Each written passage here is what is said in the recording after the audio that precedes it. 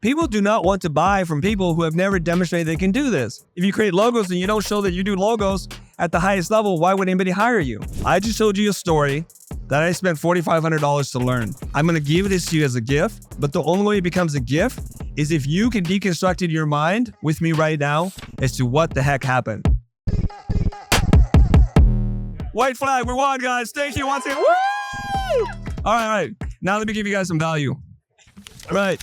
So generating leads is one of the most difficult things to do because most of you guys suck at it, and we need more leads in order to do sales. One thing my business coach and mentor, he passed away, God rest his soul, he said, you need a lot of at-bats. The problem is when you don't have enough leads, every lead that you get, you're scared to death. And you might learn a skill and then it takes you another 3 weeks to have a call again. You lose that skill. That's why, like, if you want to learn something, like my wife, she loves tennis, right? So I didn't understand this, why she has a tennis coach. Like, why are we spending this money, babe? Because what happens is the tennis coach feeds her the ball in the same spot over and over and over again. So she's getting a lot of swings in. So her tennis game has gotten so much better because of that. So what we want to do is set up some kind of system where we have a coach feeding us leads so we can take a lot of swings at this. And the more leads you get, the more you learn, the more confident you grow, and hopefully the more sales you will get, allowing you to come back to AdobeMAX next year. That's the point, right? What we do is when we're designing, and if I were working with you as a coach, we would design it backwards. We would start here with a call to action. When you create a piece of content, what is it that you want people to do ultimately? So you guys can help me out here and just tell me. So somebody who's actively looking for new leads, who has a business, who's been in business for a little while, who wants help with this, volunteer right now. I'll work with you. Please don't turn into the people yesterday because I just got angry. Let's do this. We got hand up. Hand up. Mic over, please. What is it that you want them to do? The direct call to action that I want potential leads to do. Contact me, like email me. To do what?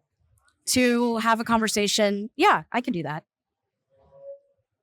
Have a conversation, see if we're a good fit to work together. Okay, you want to jump on a discovery call? Yeah. Okay, so you want them to basically book a discovery call with you? Yeah. Okay, here we go. That makes sense, right? Yep. And if I say anything to you guys that you don't understand, please shout out. It's interactive. I'm cool. Everybody, you know what a discovery call is? Everybody know how to do one? This guy doesn't know. If we have more, you don't know, okay. Why don't you explain to them what a discovery call is? A discovery call is basically where you have a call with the potential client and figure out if you're a good fit. Like, is the project good for you? Are you good for the project? Is, just asking them a lot of questions, and they ask you questions as well. And yeah. Amazing. You want to put that poster down so I can high five you? Yeah, you're here. All right. You did great. Were you here yesterday? Thanks. We met yesterday. You know Alana. I met you with Alana. So but were you here during the session? No, I wasn't actually. Okay. Today is smarter group. I don't know why. Yes, it was a struggle, y'all. We're gonna have a good time. And you work with me, I'll be real nice. And we don't have to get extra spicy. I'll stay extra mild, okay? Nice. So far, so good. Okay, great. So we're gonna book a discovery call. Yeah. How long are your discovery calls? Half an hour. Okay, about 30 minutes? Yeah. Okay. Why do you say that with some pain? No, it wasn't pain. I was just thinking about it. Okay. It wasn't pain, no. All right, 30 minutes. Yeah. So on the discovery call, you'll do your sales process. Yeah. What's your close rate? Ooh, that's a good question. Roughly. It's fairly high, I would say. Just say it. 75%. Oh, excellent. Maybe You're doing more. great. Okay. Yeah. Maybe more. Maybe more. What more do you want? Just tell me a number. 80. Okay, 80. She's so precise. 80% close rate. If anybody here is closing at 80% close rate, you're doing a wonderful thing. Almost. I know we're in front of strangers. Yeah. And this is being recorded. Yep. It'll be shared for the internet. Yep. Can I ask you what the typical project size for you is budget-wise? Budget-wise, yeah. It's between... Just give me one number. One number. Okay. Average. Being so specific. Okay. Too specific. Come on. 3,000. Okay. 3K. Good. What do you do? I'm a lettering artist and illustrator. Okay. Lettering artist. Jen, what do you do? How much? 3K. I bet it's 3K. What's going on with the 3K? Your logo, right? Did you say logo? Okay. All right. So Jessica is closing a really high close rate. Her game is good. It's too good. You know what I'm about to say next? I don't. Okay. I'm excited. I'm going to get a different color marker. Okay. And then by the time I get to the market, people will probably figure out what I'm about to say. Okay. Okay.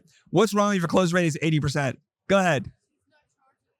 Say that for everyone to hear. That I'm not charging enough. Yes. Okay. Because people are saying yes too easily. Okay. Do you ever think about that? Not really. No. Okay. All right. Jessica, I'm going to help you make some money today. Okay. I love it. Okay. Yeah. Can I ask you for something? Yeah. If I helped you to make a lot more money, will you give me some of it back?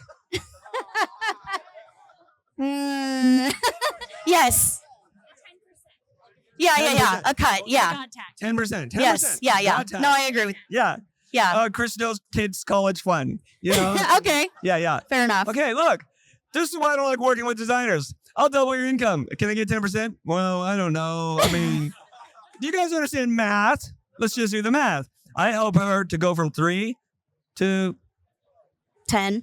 Oh, that's pretty So good. 12. Well, what do you feel confident asking for? 12. Because the audience is telling me what to. Do not listen to the audience. I tell you why. Because when you have to do that call and you're like, here's the button. I don't do that. Okay. I know, but you've been comfortable saying 3. Let's go easy. Okay, Let's go all right. 6. Okay. Double is good. Okay. These Yeah, guys you're are right. greedy over here. Come on. Yeah. Come on. Like, I haven't ever worked out, It's but easy I'm going for to become them. the rock. It's easy for them. They're not up here. Yeah, right. So don't agree with them. Yeah, you're right. You have to be able to do something because Jen and Jessica, if you are able to double your revenue with doing the same amount of work, you can do half the work and make the same amount of money. Right. And you can use that time to buy something else. We can talk about that later if you remind me, okay? So if you ask for 6K, what do you think your close rate was going to drop down to? Less than 50. How much less than 50? 40. Okay. So you're saying... Keeps them even. Okay, watch here. this. Let's do the math. She doubles her revenue, but closes half. So basically, she'll do half the amount of work for the exact same amount of money. Is that something you want to do? Yep. No. You just want Arkansas wants to work till she's dead. Arkansas. Let's double check the brain here. Your goal. And I know the capitalist Satan is about to come out. Here I go. The anti-Christ is coming out, right? Your goal is to get paid as much money as possible while doing the least work as possible for the fewest number of clients possible. Yeah. You understand? Yeah. So, do you believe me, Arkansas? You're here. Well, drink the Kool-Aid, please. All right? It's refreshing. 0 calories. All right? All right. So what's going to happen is when you close too often, my general rule of thumb is when clients say yes to your price 3 times in a row, you're charging too little. Go get some more dough. 3 times in a row. Wow. 3 times. Okay. Client A, yes. Client B, yes. Client C, yes. Okay? This is how I grew my tiny little business from doing $30 an hour to $6.7 million a year. You just keep raising the price. And there is no limit to how much you can raise it to until you get too many no's. What do you do when you get too many no's now? Like, no. What happens then? I guess you would change your lead, like who you're actually seeking out, like your leads need to change, I would say. Like, seek higher value clients. Are you a salesperson? I worked in marketing for 10 years. But no, hey, but as a graphic designer, okay? So I learned from my Don't colleagues. kiss everybody's ass. I'm not Come kissing on. everyone's ass. I'm just saying I'm amazing. That's all I'm saying. No, she is amazing. No, I don't mean to diss you that you're in marketing. I just no wonder she's good with this kind of stuff, everybody. You see that? That's why the marketers get the money. Yeah, it's true. Okay? Yeah. It's true. Yeah. What do we got to learn from this? Quit design, get into marketing. Like, there goes the end of Max. We're done.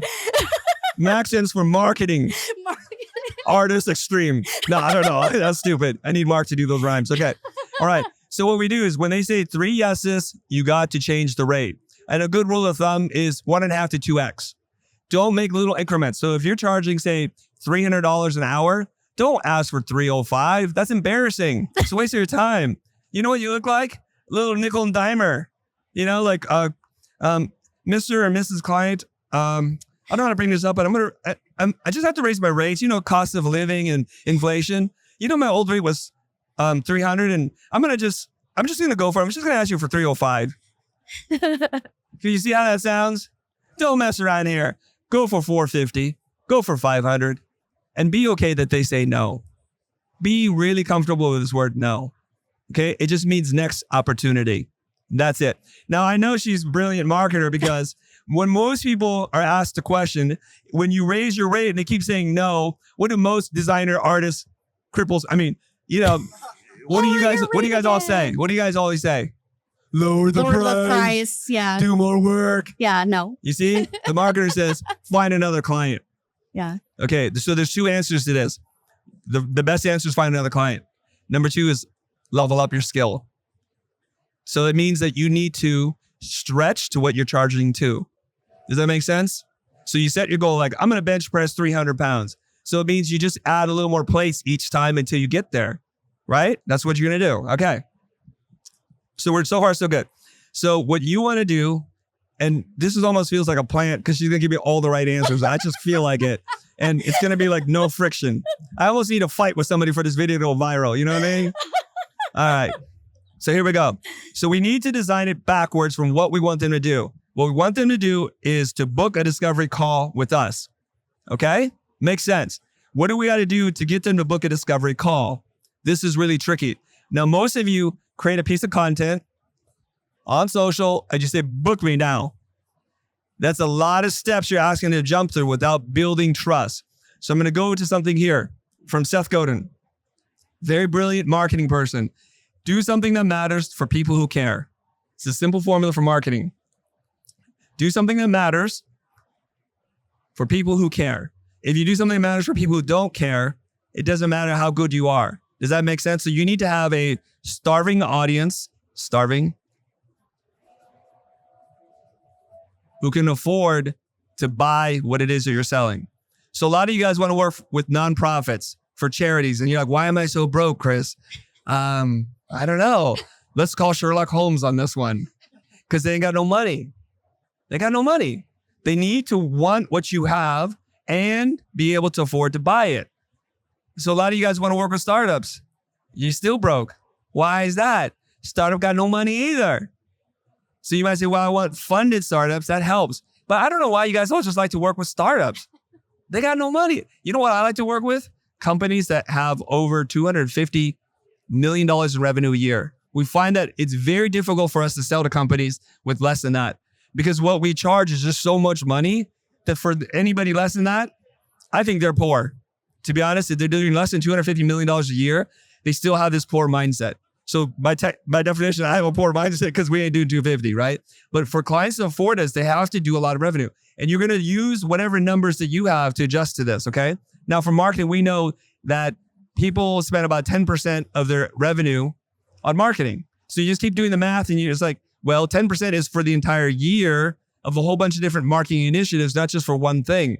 So when you work backwards, so let's say if our average project is $200,000, you just work backwards and you start to find out that's why that number has to be so high because it has to be an easy yes for them. All right. Now, what we want to do is create a piece of content that has an interim step or multiple steps that then naturally funnels them into a call to action. So what we're doing is we're building trust one small step at a time. Okay. It's called permission marketing. If you want to read the book from Seth Godin, permission marketing. Okay.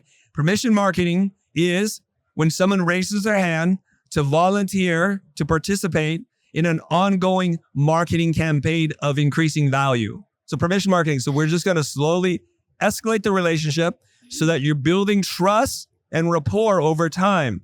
Most of you make this horrible mistake. Hey, Chris, give me a job. Like, I already know you.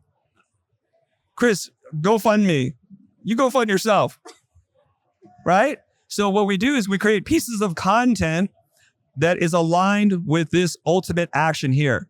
So what we need to do is we need to create something where people would be super happy to give us their email or something like that, or the call to action's in here. So what you have to do is it's called a lead magnet, okay? It's something that you have worked on that will be valuable to someone. It could be a PDF. It almost always needs to be digital because it needs to be infinitely scalable without costing you more money so that you're happy to give it out. It could be a video. It could be a whiteboard session. It could be a template. It could be presets for something. So if you're selling color correction presets, you might give them a few first. Okay? Does that make sense? This has to be very valuable. The more valuable this is, the easier it is for people to sign up for whatever it is you're doing. Make sense, everybody? Now, I want you to think in your mind right now. What do I got that could be a lead magnet? So let's go around the room. What do you got that could be a lead magnet? Template that maybe I produced for somebody that either got rejected or something I created for free. Like what kind of template? Website template, logo template, what do we do? Maybe like a marketing call, discovery call checklist for things. Oh, you do sales?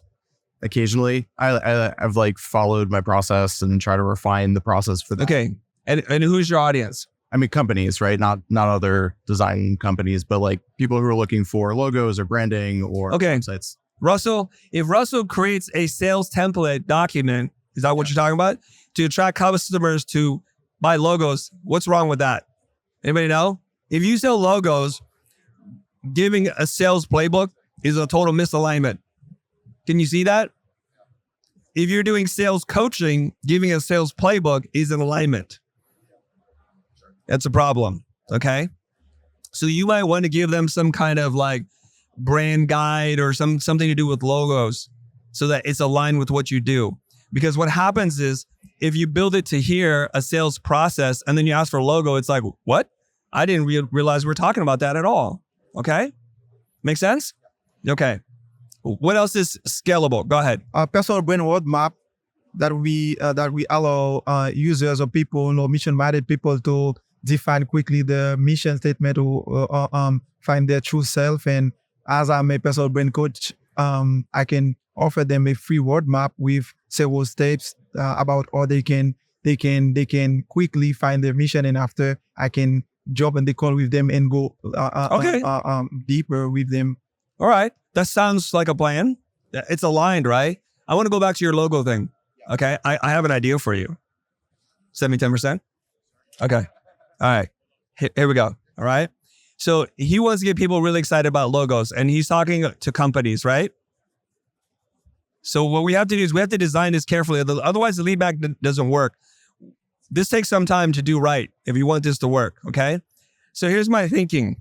What he should do is help the clients discover, is your logo any good? Okay. Is your, like hot or not?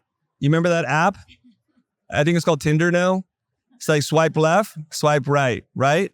If it's good, you don't need me. If it's bad, call to action. Can you design something now in your mind? What would that look like? Hand on the mic, please. Hand Russell the mic. Probably it would be like a checklist for things like can it scale to small sizes? Can you break it apart in different unique ways? Okay. All right. Do you guys hear that? So he's going to run it through a series of checks. If it works, legibility, scalability, whatever, something ability, right? That's one way to do it. But we can be much, much more creative than this. What if Russell designed something where it took a logo and it put it into a bunch of applications and it just showed you? And so it generated mock-ups on the fly. With the little clever programming, you could do this, right? Wouldn't that be much more valuable, right? So then what the client gets is feed us your logo. And then within seconds, stopwatch, you get a bunch of mock-ups and things. It's like, oh, that looks great. Or, oh my God, we have problems. So clearly you would want to design this such that it would pressure test their logo severely. Because the outcome you want them to come to is, oh, we have problems, right? Houston, we have a problem. So you might do this thing where you have a grid. Let's say it's you're in logos for what industry, what vertical? I'm trying to be in the venture capital space if possible. But it is one of you talked about not going with startups, but I worked with one that had a startup. And I could do this. I got it. You scared me for a second. It just needed 3 seconds for my little robot brain to work. I got it. All right. Check this out. Venture capital space, kind of boring. Yeah, right? Okay. But they have money. Venture capital, you're smart. That's why he could buy me a drink yesterday. All right. All you other people, you can't afford it. Okay. All right, here we go. Okay. What if you took all the logos from other venture capitalists and you put them in here? Right? And then you randomize and put their logo at one of the spots and ask them, how long does it take you to find your logo?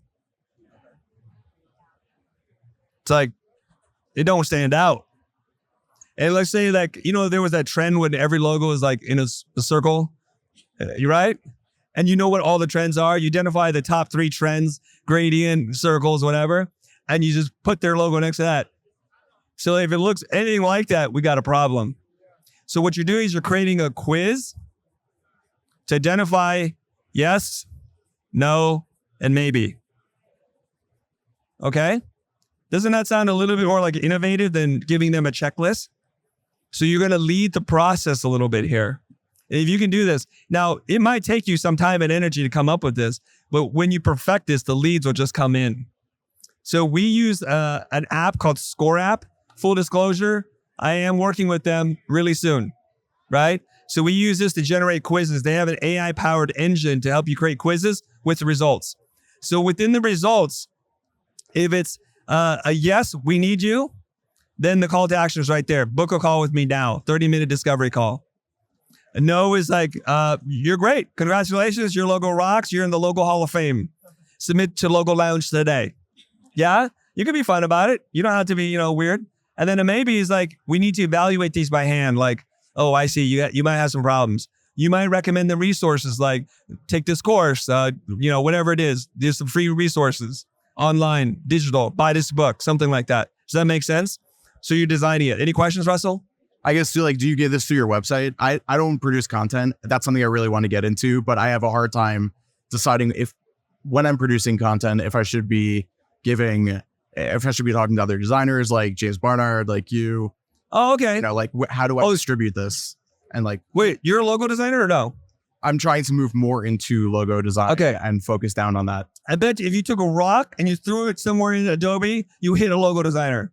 I'm pretty sure. Like even here, just take your mic, close your eyes and just throw, and somebody's like, oh, I'm a logo designer. So there's a lot of creative people here. Yeah. So if you need help, everybody talk to Russell later. He got some business for you. We're going to make connections happen. Swipe right if you're hot. That's it. Okay. You got it? Can you guys think through this process for yourself? It's clear. Yeah. All right. Well, we're going to pass a collection hat later. All right. You guys got it? Okay. We're back to this now. Okay. So we know what the call to action is. We have to design the lead magnet, and we're going to use something like Score App, okay, to create a Quizlet, so that they can decide yes, no, maybe. Yeah?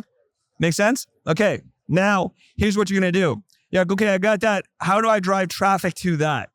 That's the next problem. So we're going to go up one bit. Now, you're going to ask yourself, what platform is it most likely that your customers are going to be there? What platform is that? LinkedIn. It should be LinkedIn, because people on LinkedIn want to do business and they don't feel gross about doing there. Many of you will say IG. It's because you're biased and you just want to be on IG. That's fine too. Okay. There's business to be had in both places. All right. What I want you to do is focus on one platform, and it has to be where your customers are going to be, not where you want to be, but where they are going to be, because you just want to make it easier for them to find you. Make sense? All right. Now, I'm going to introduce you to this idea called chunking. So your lead magnet is one big piece of content. What you need to do is pull out a chunk from it and start to feed that into your content. And then the call to action on your content is you're going to say, this is my top 3 tips for doing X, Y, or Z. I've got 12 more. Comment some specific keyword, and I will send you a link to that.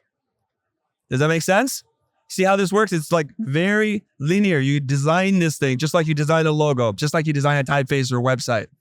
So if you have 10 things or 15 things, it doesn't matter. Just do about 3. And then the question is, should I give them the best top 3 or just any random 3? What's the answer to that question? Top 3. Why should you give them your best thing? Won't they be disappointed when they get the other 7? What's the thinking here, everybody? Why give them your best? Okay, if you give them your worst, they're not going to care. It's pretty straightforward. But this is designer thinking here. Like, I can't give them the best stuff. They won't hire me then. No, if you don't give me your best stuff, they're like, this is stupid. The rest of this is going to be garbage. So always lead with your best content. Now, I imagine for many of you who are here who are fans of the channel, you're like, why is he giving this away for free? I have to give you my best stuff. No punches pulled. Nothing hidden behind a curtain. I give it to you freely, okay? My problem is I don't have a call to action, but okay, don't study me, all right? So you have your call to action, which is comment below this keyword. Your keyword would be like logotastic. It has to be some weird word that it can't be mistaken in normal conversation, all right? So when you create a piece of content, they comment that word, guess what happens to the algorithm? You must like this piece of content. That's one piece of engagement. And the general rule on LinkedIn is for every comment, they show it in the timeline 2 more times. So if 2 more people comment on those 2 things, now it's going to show it 4 times and then 16 times. That's how posts go viral. Make sense? So generally speaking, when you create a piece of content, your main thing is to provoke engagement. Preferably comment. We'll take a like or a happy face or a heart or something like that. Okay. So you have to make sure when you write this and include a piece of this content that it's good enough and hot enough. You say comment with this keyword. Make sense? Any questions so far? No questions. All right. Everybody understand this? Go make some money. We're done? Are we done? No questions. Okay. You got a question? Do any of you ever research your person that or company that you're going after? Like, look into them before you cold call them, so you can. We're not build talking about that cold. relationship. Whoa. File. Red flag on the field here. Discovery call. Oh, you mean when you get to this point? Yeah. Like, Okay. Well, check this out. This is how it's good. This is why I say it's the painless way to do this. Okay. What's your name? Ty? yeah. All right. Thank you. If you build this content the correct way, have a call to action with your best, highest performing tips. You drive them to the lead magnet. So you send them the lead magnet. In the lead magnet is a quiz or something or some piece of value. If you find this to be valuable, your call to action will be book a discovery call with me. We want to use some kind of filter. At this point, they're all the way in the store, Yeah. trying to dress on at this point. Yeah. You don't have to sell them so much anymore. Yeah. It's not a cold thing anymore because they've gone from cold to warm to warmer to hot. They're interested in buying now because no one will book a call with you if they think it's a waste of time. Yeah. You how many people in your DMs and your emails saying, hey, can we jump on a call? F no. No. My default answer is no. Did you hear what part of no don't you understand? Because I don't want to give you any of my time. Exactly. So people who are approaching me straight to here, no is the answer. So this is why you're warming them up. They're starting to sell themselves. So in the case of Russell, they're like, wow, Russell, we didn't realize our logo sucks. We didn't realize it looks like every other company that's out there. What are we going to do about this? That's where Russell is like licking his chops. It's like, I'm ready. Let me tell you what we're going to do. How much money you got? Right? How big is your company? And in the quiz, he may ask him certain questions like that too. Like, what was the last time you rebranded? What did you spend on the previous project? You can ask him all these kinds of questions to qualify them to be a discriminating seller of creative services. Mm-hmm. So you don't waste your time or theirs. So the point at which you jump on the call, you have a little report saying the report will give you all their answers to this quiz. So you already know. It's Mary from Texas who wants to do X, Y, and Z, who's been in business for 12 years, who last time spent $35,000 and now has a new problem. Make sense? Yeah. Okay, you have another question? No. Okay, thanks, Ty. Anybody else have a question? I'm going to demonstrate to you how this is done in the real world. Okay? Go ahead, Brian. If you're pushing that all the time on your posts, it's going to get old. So how often should you be looking at funnel content? Okay. There's a there's a couple of things here that Brian's added to the mix here. If you were a client and Russell built this for you, is he pushing something on you or is he helping you? He's helping. Is there a problem to help people more? No. The problem why we feel guilty about doing this kind of stuff is because we provided no value. We've taken their time to build a trap that gives them zero value. Remember the permission marketing of increasing value. I gave you my top 3 tips. I gave you my 10 tips. From the 10 tips, you want to take this quiz. From the quiz, I'll jump on a call. I'll do discovery with you. At this point, you either buy or you don't. Okay? So here's my belief is if you fundamentally think that you do something that's good in service of other people, it is your moral obligation to give it to as many people as possible. I just have to find people smart enough to want to get it from me. And the only way I know they're smart is if they spend money with me. That's it. Otherwise, they're dumb. That's it. My ROI is through the roof, right? Make sense? So that's why we have a problem with this, because most of the content you see out there is blah, blah, blah, no value, buy from me. Blah, blah, blah, no value, buy from me. That is annoying as hell. So that's why we have that reaction. So spend the time to make this. Brian, you know what your customers want. Russell, everybody here should know what your customers want. But inevitably, somebody's like, I don't know what my customers want. Okay? What do we do about that? We don't know what our customers want. How are we going to fix this problem? We can ask them. That's the best way to do it. But if we don't have access to them, we can't ask them. So what are we going to do? What do we do? If you can't ask your customers what they want. Research. How do you research? It depends where they're at. So for me, it's like art directors and creative directors. So I would go to like your channels. I would go to Dribble. Okay. I would do that Perfect. kind of stuff. No. We're going to ask. Yeah. We're going to ask. Yeah. We're going to ask this thing called ChatGPT. See, I thought I was trying to sit. I do use it though. All right. So, Okay. okay. No, you're right. All right. That's a good. I know, right. Okay. Hey, all right. All right. Thanks for validating me. All right. I wasn't sure. Don't patronize me. Come on. No. I think you were patronizing me. All right, here we go. You ask ChatGPT. Those of you guys that don't understand marketing stuff, the term that you're going to use, and you need to know this, okay? It's called a customer profile or a buyer persona, okay? You're going to use one of those two words. Chat already knows this. It knows way more about marketing and building these things than you do, that you could ever hope to learn. Let's not try to learn what the machine already knows better than you. So you say, I need help building a customer profile, right? I live in Texas. I sell baked goods. I believe my customer is female, is this age, and I need you to identify a couple things for me. You can just talk to it like that, like a real human, right? That's why this is like so great, this AI stuff, right? I need you to help me identify their wants, their needs, their obstacles, their dream outcomes, their challenges, their objections.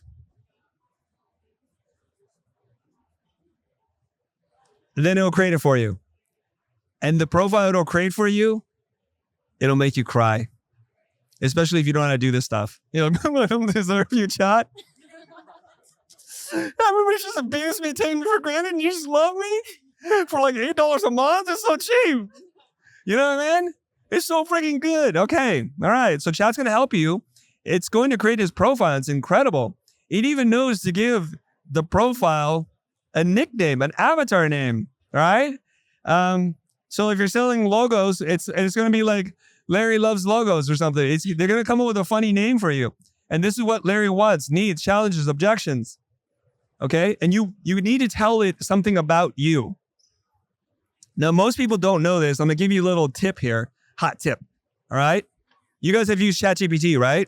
Somewhere down here, there's a little icon. And this snuck up on me. It's called settings. You click on that settings and it has two prompts. Tell me something about you. Tell me how you want answers. You put in your stuff in here. The answers that you get back from ChatGPT are totally different. If you don't do that, this is generic. And you have to do it every single time. Like, I'm Bob, I'm Mary, I'm Kate. I do this. You put it in here. Tell it who you are, where you live, what you do, your titles, your interest. Tell it as much as you can about you and your business. And then tell it how you want to be talked to or how the answers need to come back to you. Short, succinct, poetic, iambic pentameter, whatever you want. You put it in there, it will respond to you in whatever language you want. So now it will build a customer profile for you. So now if we, was it Ty or whoever asked, like, what if we don't know? Now you know. Are we done with chat? We take this, right? You're going to say, well, chat, God darn it. I need to create a lead magnet, high value lead magnet that will compel them to take whatever it is. Generate 10 ideas for me. It'll go through that. If all 10 are bad, you say, think on your answer and try to improve it. And it will improve on it. I know. You'll cry again. Okay? You're like, I don't deserve you. I just don't. Stop it. All right? You have to call your sponsor after that. Okay, so you get it? So it's going to help you generate ideas. Now, the thing that chat doesn't do, it doesn't decide. You decide. That's the human part, right? Who was it? Was it Karen who said human plus AI?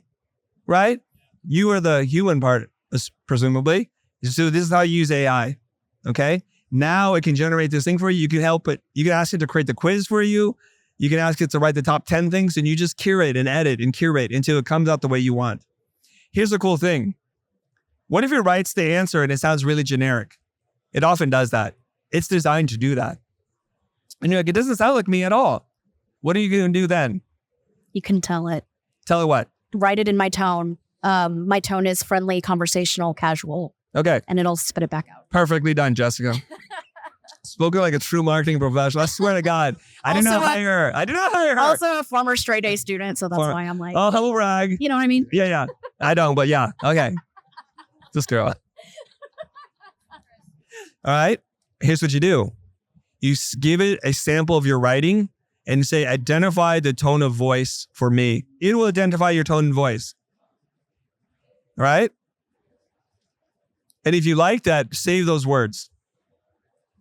Everybody here has written something. If you don't know, get a thing from your journal, your diary, just feed it and see what it comes up with.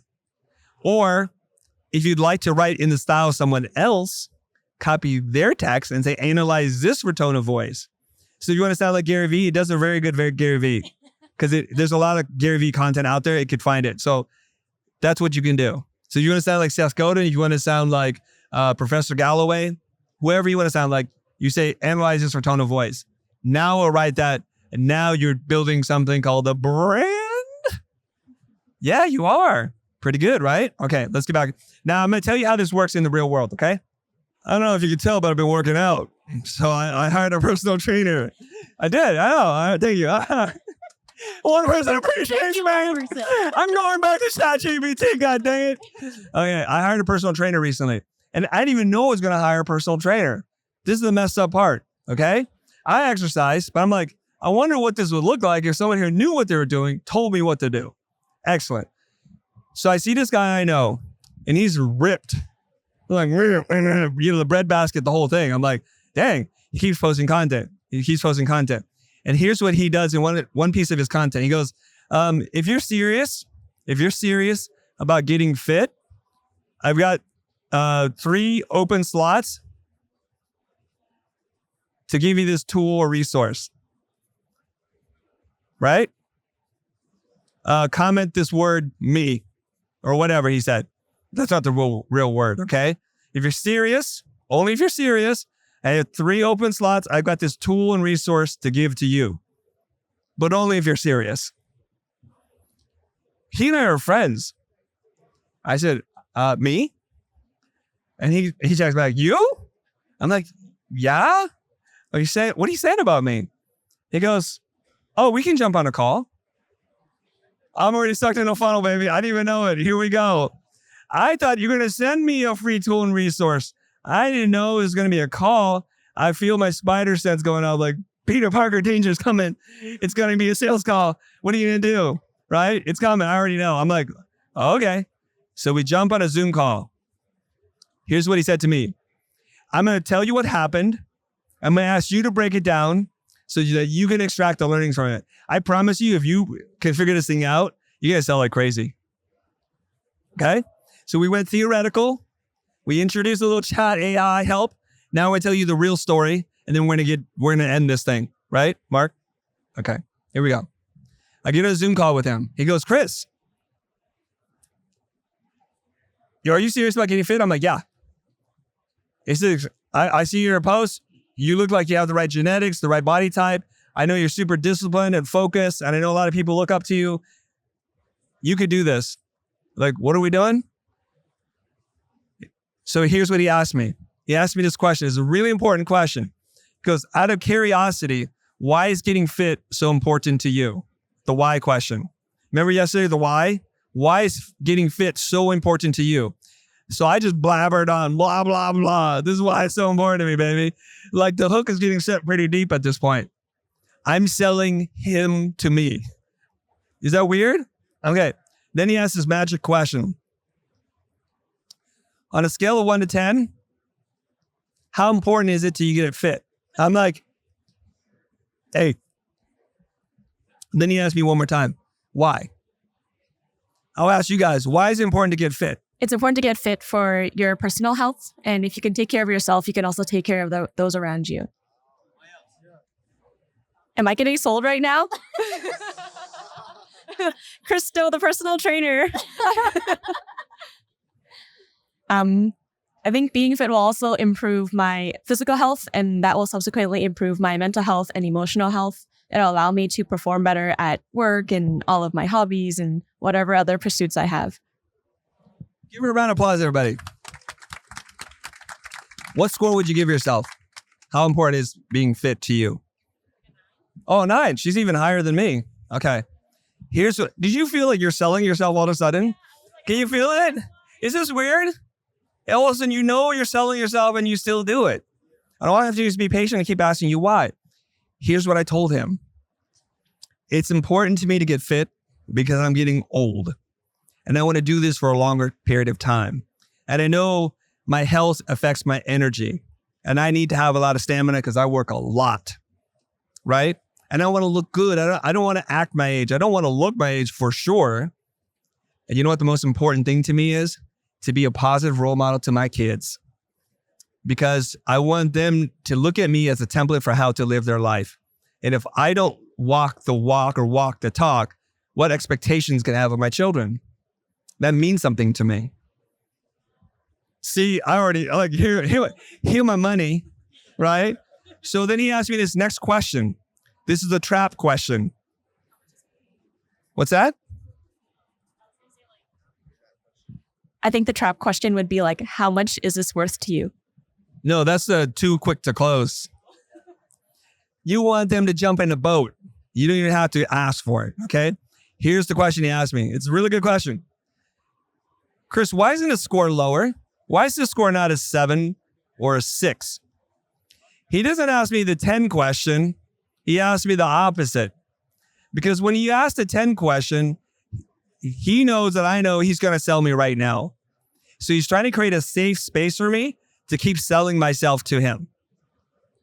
Okay, so I'll ask you the question. Why isn't your score lower? Fitness and health has always been a part of my lifestyle growing up. So I feel like I want to maintain this habit and like health as I continue to get older. You want to know my answer?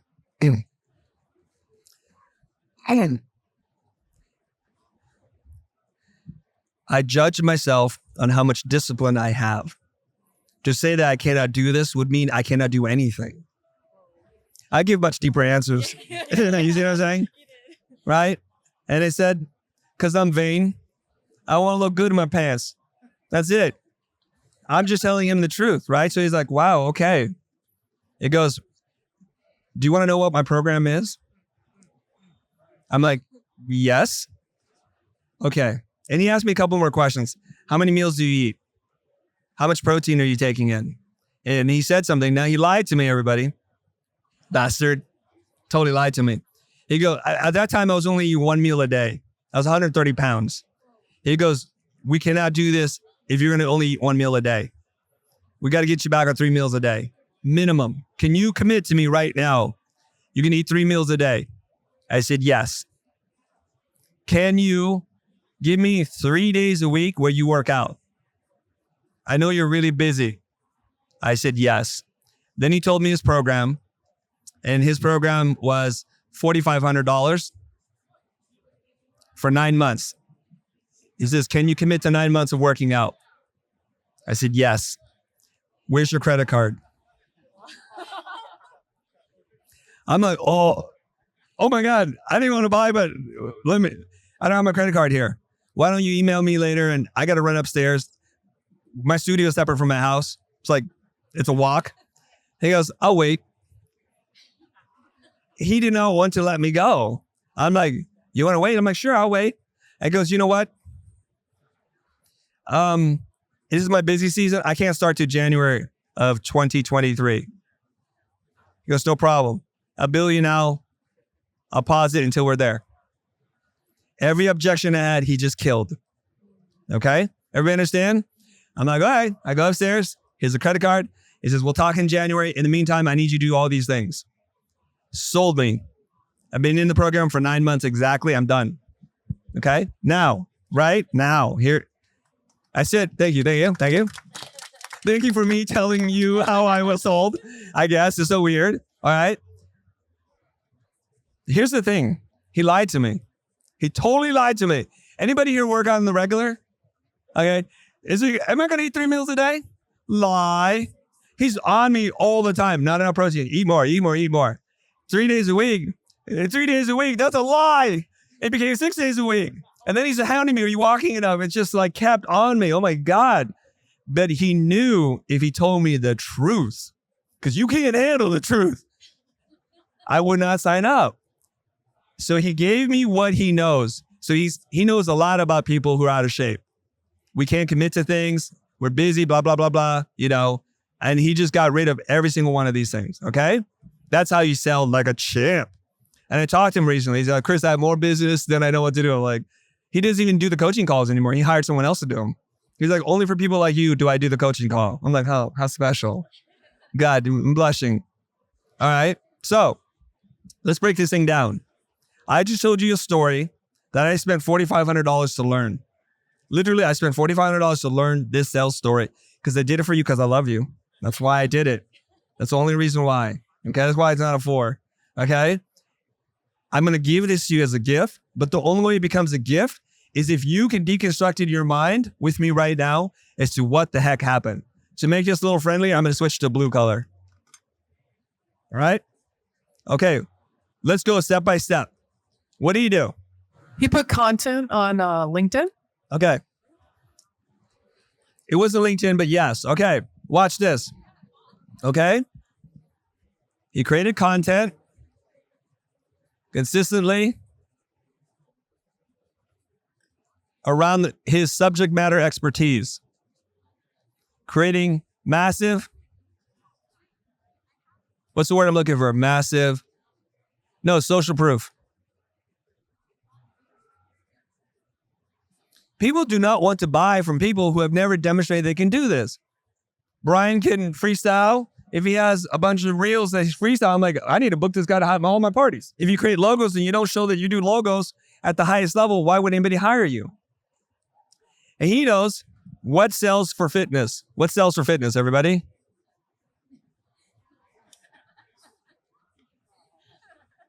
Yeah, that's what he was doing. Soon I'll be shirtless myself. You know what I mean? That's what he knows what sells. 6-pack abs sell. And he's got all 6 of them. Maybe 8. I don't know. So you have to show the goods. Whatever the goods are. Marketing funnel, sales system. So am I making you blush, Arkansas? I know what you're doing. Arkansas, tell me the truth. Because you're envisioning you with a 6-pack right now. Is that what's happening? Get your mind out of the gutter. Eyes up here. Eyes up here. All right? All right? So why are you blushing? You can't handle the truth. All right. Bye. Woo! Getting hot here? All right. Back. Focus. I shouldn't have drawn this. You see how effective it is? And now you can't stop thinking about his abs. God dang it. He's so ripped. All right. Social proof. I've done this. I have evidence time and time again. He creates these funny clips. This is a shame. His first YouTube channel got 1 million followers and then they blocked him. He started the second one. He's already getting to 200,000 followers. He has massive social proof. Abs. You need to do that. You need to write down in your book, have abs. That sells. Whatever your version of abs is, because that's what the target wants. Right? From now to the end of time, we all just want abs. All right. He asks you questions that disarm you while at the same time providing a safe space. Okay. How can that become a recipe for you? What kind of question would you ask? What are your objectives or what are your goals and how can we get there together? Okay. My goals. All right. Anybody else got an answer? Or you want me to just tell you all the answers? Hand up the mic. Hand it over to Jennifer. Jenny. Penny. Why does this matter to you? Yeah. Why does this matter to you? Yeah. Why does it matter to you? Why do you want to get fit? Good. Anything else? All right, Drigo's can't help himself. Under the speaker. Skirt. He created scarcity. See, he only has 3 spots available. See, this guy's paying attention. How does Drigo know that? He's not even seeing the board. How does Drigo know this? How could Drigo possibly know? I underlined the word 3 here, or the number 3. I have only 3 slots. Fake. 100% fake. Artificial scarcity. For real.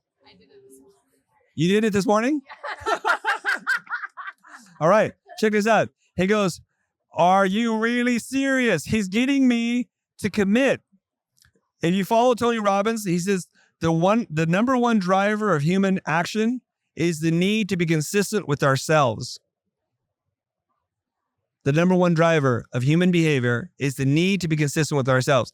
As soon as we declare something, we say it out loud, we're already taking a step towards it. It's really scary. This is how sales work, okay? So he says, if you're serious, only if you're serious, I have 3 open slots, creating scarcity. I have something, a lead magnet, which wasn't true. Yours should be true. I got no lead magnet, no resource there.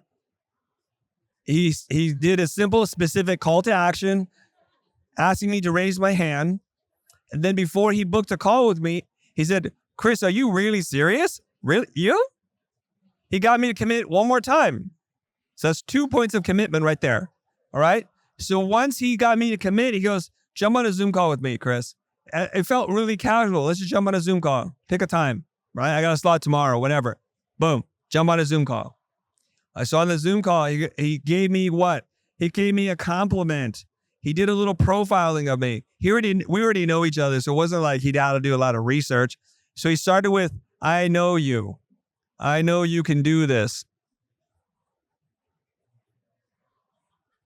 You see what he's doing? I think he went to a sales course.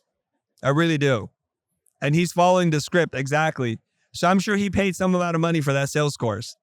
Probably, I would guess, $2,000 for that sales course, which then I had to pay $4,500 to learn from him. So far, I'm giving you guys at least $6,500 of value. Go buy a book. All right. Okay, you guys follow so far? Compliment. I know you can do this. Why is this goal important to you? He asked the customer why it's important to them. He never talked about, I have 6-pack abs. I work out all the time. I've got so many logos and websites. You know who my clients are? 0 about him. 100% about me. This is very important, okay? He asked me then to put it on a scale of 1 to 10. He made me quantify the unquantifiable. So for all you guys who say I can't measure brand value or identity design, no, you're just not creative. So he asked me, you can always use on a scale of 1 to 10, how painful is this to you? How much do you want this goal? Then he asked me the opposite, which is why is the score not lower? Therefore, me overcompensating and telling him why it's really important to me. Make sense? Okay. Then he handled whatever objections. He knew the customer really well. Can you commit to 3? Can you commit to 3? Okay. Should I tell you about my program? Almost like out of courtesy, I'm going to say yes. I can't say no at this point. I'll be rude. Especially Americans, we're trained like dogs. Like, we can't be rude now. We're too deep into the funnel. I can't get out. Okay. It's only $4,500. So it's $500 a month. If you want to pay all now, it's $4,000. So he gave me a discount for prepaying. That's the only time you discount, when they pay all in full up front. I said, no, I'll just do a month at a time.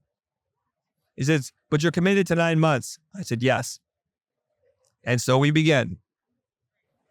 Can you guys do this? Who here cannot do this? Who here's not going to do it? Will you do it tomorrow? Sometimes I feel guilty about sometimes part of it, but I'm learning to not, I guess, like the scarcity thing. I get a little confused. I don't want to tell someone an exact amount of slots because I feel like with design, it's just so all over the place. I could have clients trailing behind that are adding additional work and there's all kinds of things going on. So I try to tell them that I'm just not available until January. Because are you Jessica too? I'm Jessie. Jessie. There's too many Jessicas. Yeah. Jessie. Yeah. Why are you feeling guilty? Focus on that. What I'm saying is not the exact truth. Like because I don't know the exact truth. I don't know. Oh, sure you do. I don't know the exactness of when I have how much space. You do. You do. I have a good guess. No, you do. Hand back the mic. Okay. I'll tell you why. All right. You are a finite, limited resource. There's only one of you. Until we have cloning, there's just one of you. And there's so many hours in a day that you can work. Correct? How many hours in a day you work? Great. 10. And you work 5 days a week or more than that? 6. So you can work a total of 60 hours a week, right? And how many projects can you do in 60 hours without losing your mind? 5. So what are you telling me? You don't have a number. We just found your number. So here's the thing. Alex Ramosi said this in his book, $100 million Offers. He said this. You should communicate to the outside world the finite capacity of what you can do. Always. Most of us don't do that because we never think it. We just don't even think, like, why should we tell them? I can only work with 12 clients a year. I can only take on 2 clients this month. And if you're interested in working with me, there's a 3-month wait list. And this is all true, right? Or the next time we open enrollment will be in December of next year. They have to be true. You have to stick to it. So when you get to your 6th client, you say no. And then the 6th client that you say no to, they're like, but we really want to work with you, Jesse. You're like, okay, I might be able to get rid of one of my clients, but I'm going to charge you 2 times as much. Are you okay with that? They're like, yes, because this is urgent for us. Then you find your bottom 5 client, the bottom one, he say, we need to wrap up this project. I'm firing you. And you just fire them. So if you follow Blair Enns, he says, we build our creative service agency 1 new client at a time. So you're always in the hunt for 2 new clients, and you're always in the process of firing 2 old clients. You're trying to find 2 new clients that are going to be the new, better clients, and you can get rid of your pain in the ass clients. So you're always going to work with 10 clients. That's it. That's the model. Jess, see, Yes. your face is like, what? No, I'm just thinking about it. I'm thinking about firing my biggest client. Okay. Well, you don't have to think about it literally like right now. Yeah. She's like, I can't wait. I can't wait. You see what I'm saying? I mean, You yeah. have finite capacity. Yeah. You all have finite capacity as far as I know, but you work like you have infinite capacity and you charge like you have infinite capacity. I'll tell you how this works with me. Okay? When I started the channel, people would DM me all the time, nonstop, on every platform if you can imagine. Chris, what do you think about my logo? Chris, what am I going to do? Sales call, blah, blah, blah. And I would try to help them. And then my fingers started to hurt. Literally. I'm like, oh my God. So I needed to create a barrier to them asking me for help. And I didn't want to feel guilty for saying no. So what I do is I architect a process so they say no for me. What do? You ask why? Their why? No. What do I do? How do I eliminate many people from asking me for something? What's that? Quiz? Filter? What is the filter? Huh? I love you guys. Wrong. The filters, you got to pay me. Right? So I talked to my friend Carrie. I'm like, Carrie, what should I charge? You work with coaches all the time. And I'm like thinking like $200 an hour. What do you think? She goes, Chris, that's stupid. I'm like, but I want to help people. This sound like you guys? And if I charge too much, I can't help the people I'm here on earth to help. She goes, I cannot respect you if you charge anything less than $500 an hour. Because I know people who are terrible who charge more than you. And I know you're worth way more than that. I'm like, oh, I don't feel right about this. $500 an hour. So what happens? What happens, everybody? Predictably, you know what can happen, right? Well, before we get into the theory, you see all these people were asking for free advice. I said, oh, I'd love to help you. Go to this page. You can book me. Here's the calendar. Well, they all went away, except for like 3 of them, right? So I helped them to decide, you want free advice? Now, if you want my advice, it's going to be $500 an hour. Here's the thing. At first, I'm like, okay, this is great. And nobody called me. And then some people called me. And then I was booked like crazy, doing 3-4 calls a day. And it's exhausting to do one-on-one coaching. So I changed my rate. I changed it to $750, right? I broke my own rule. And then they stopped calling again. And then they start booking again. Artificial scarcity, scarcity, scarcity. I'm like, screw it. I'm tired of doing this. It's not scalable. I want to do $1,500 an hour now. Now, keep in mind, when I was running my service design company, the most I ever paid anybody was like $1,200 a day. Here I have the audacity to charge $1,500 an hour. And people are booking me and booking me and booking me. It's out of control again. I'm like, that's it. I'm tired. I don't want to do this anymore. I'm going to say a price so high, they will stop calling me. What's that rate? Anybody know? It's not 10. It's not 10. The marketer. She should be my agent. $5,000. And guess what? 0 calls. That was the number I needed to put out there. And then last week, somebody booked me for $5,000. And the process will begin again. Arkansas, you okay? You gonna faint on me? That's gonna, oh my Lord, $5,000 an hour? No? So you design the process, you create scarcity, you just keep doing it. And like I told you before, I take my own advice. Blair Ann says, you eat your own dog food. I take my own advice. Too many yeses, I need to design a no. And for months, it was nothing. It was beautiful. I was in heaven. No more calls, everybody. And then the guy who booked me, he goes, I'd like to do this on a regular. I'm like, oh my God, I'm going to shop at Louis again. This is fantastic. This is it. I take his money, I gave it to Louis Vuitton. That's just how it works, all right? Take my money. That's it. So you create scarcity. So when you are selling your creative services out there, you need to communicate to the world, I have capacity for 10 clients. In January of next year, I have an opening for 2. So you're building this pent-up demand. So for when January happens. So what happens is you always want to create a wait list for you. Make sense? So you never have to sell again. All right. I think I'm done. Mark's giving me the, thanks guys. Thanks very much for being here at AdobeMAX. Woo! Yeah, baby. Thank you.